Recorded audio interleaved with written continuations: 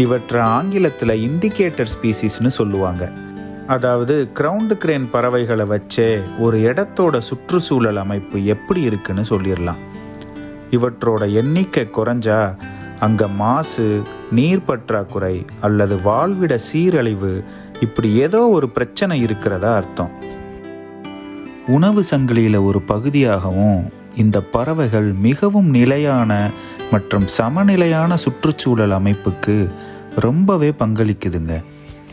குறிப்பாக சொல்லணும்னா ஆப்பிரிக்காவோட ஈரநிலங்கள் மற்றும் புல்வெளிகளுடைய சுற்றுச்சூழலுக்கு இவை ரொம்பவே உறுதுணையாக இருக்குங்க. இப்படி முக்கியத்துவம் வாய்ந்த இந்த பறவைகளுடைய எண்ணிக்கை குறைஞ்சிக்கிட்டே இருக்குதுங்கிறது ரொம்பவே கவலை அளிக்கிற விஷயம். குறிப்பாக சொல்லணும்னா சாம்பல் நிற மாஹேம், அதாவது கிரே கிரவுண்ட் கிரேன்ஸுடைய எண்ணிக்கை மொத்தமாகவே 35,000க்கும் குறைவு. அதில் சவுத் ஆப்பிரிக்கன் கிரே கிரவுண்ட் கிரேன்ஸு வெறும் 3000 இருந்து 4000க்குள்ளே தான் இருக்குது. துரிதமாக செயல்பட்டு நம்ம இதை பாதுகாக்கலைன்னா இந்த கம்பீரமான பறவை வெறும் படங்கள்லையும் புத்தகங்கள்லையும் மட்டும்தாங்க இருக்கும்.